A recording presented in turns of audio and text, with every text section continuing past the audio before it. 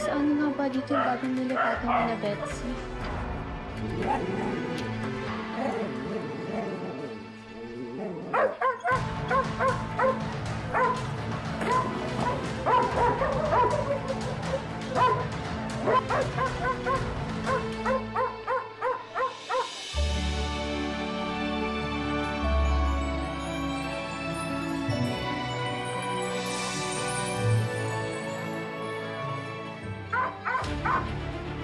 Shoot!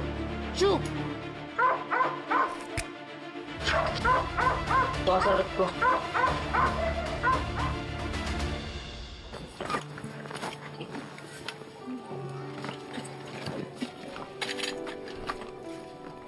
Ito, okay ka lang?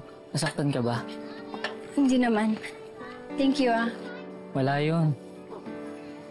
Ito na lang muna gamitin mo. Suit nyo na to. Pagtyagaan mo na lang. Baka masugatan ka kasi.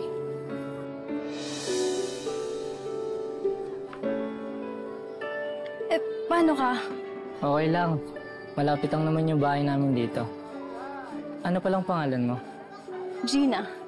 Ako naman si... Gerald? Uy! Iba na palang pinaporma ni Gerald. Mas maganda yun kay Betsy, ah. Baliw ka! FF ko tong si Gina at magkasing ganda kami, no? Pero ba't magkasama kay ni Gerald? Anong ginagawa mo dito? Alam mo, pupuntahan dapat kita para ibigay ito sa'yo eh. Nabal pa nga ako ng aso eh. Buti na lang. Andyan siya to save me. Mabait talaga yan si Gerald. Masipag po tsaka lagi maasahan. Pogi pa. Ha? Asan ang pogi? Asan dito?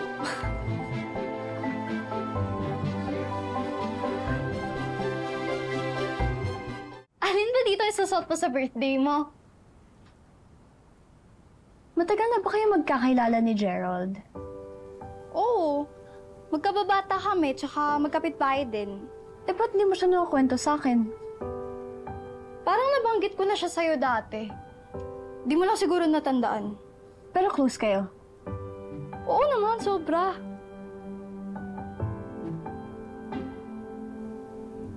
Teka. Kanina ka pa tanong na tanong tungkol kay Gerald, ah. Type mo ba siya? Ikaw nga dyan, eh. Sabi mo close kayo. Baka ikaw may gusto sa kanya? Naku, wala, no? Tropa ko lang yun. Okay lang ba na i-invite ko siya sa birthday ko? Oo naman. Sabihin na kami attend. Pero FF, wala pa akong isusuot. Dalawa naman to, oh. Pwede bang aka na lang isa? Sige lang. You can borrow kahit ano dyan. Alam mo kung bakit? May isusuot na ako and it's perfect. Parang mas bagay ito sa akin.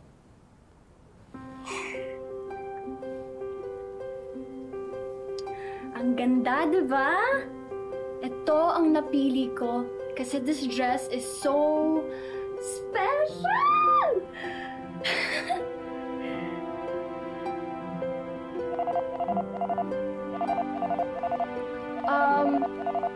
Wait lang ah. Kausapin ko lang sila, Daddy. Sige.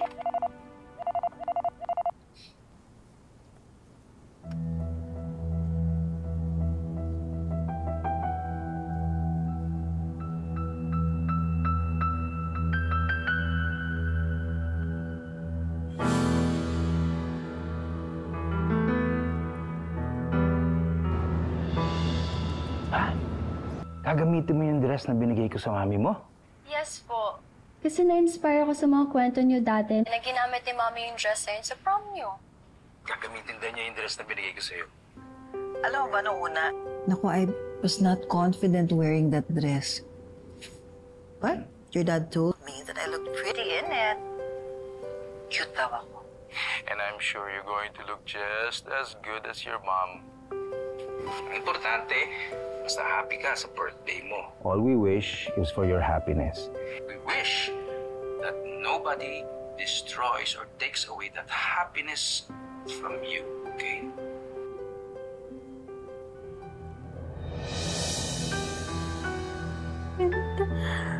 Bagay na bagay. Betsy! Ba't mo sinuot yan? Di ba sabi ko yan na gagamitin ko my birthday? Ito na ba talaga napili mo? Parang luma na kasi ito eh. Pwede mo na nga itong i-donate sa akin eh. Betsy, no. Pinapahiram ko na nga sa'yo iba kong dress. But not this one. Ah, ganun. Sinusumbat mo na yung mga binibigay mo sa akin. Hindi, Betsy. Willing naman ako i-share sa'yo lahat. Pero I already told you, this dress belongs to my mom. Eh, hindi ko naman inaagaw eh. Sinusukat ko lang oh. Medyo masikip pa. Betsy, ano ba? Teka nga lang ang mami ko. Teka, huwag mo akong sigawan! Oh, ito na! Ito na! Ito na! Ito na! Sige na yan! Sige na yan!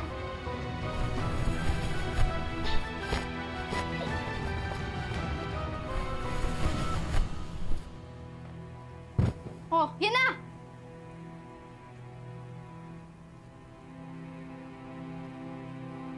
May sentimental value yung dress na to kay na mami at daddy tapos sinira mo lang? Eh, kasalanan mo! Hila ka ng hila eh! Akala ko naman kasi pwede kong isuot yan! Tapos biglang inaagaw mo? Bakit ako pa yung pinapalabas mo ng mga agaw? Eh, this is mine! OA mo! Gusto mo lang naman yan kasi sa mami mo yan, di ba? Bakit? Pag sinuot mo ba yan, makakalimutan mo na iniwan ka ng parents mo? That is so mean! Totoo naman ah! Walang ibang nagtsatsaga sa'yo kundi ako lang. O yan! Yan na lang ang kaibiganin mo!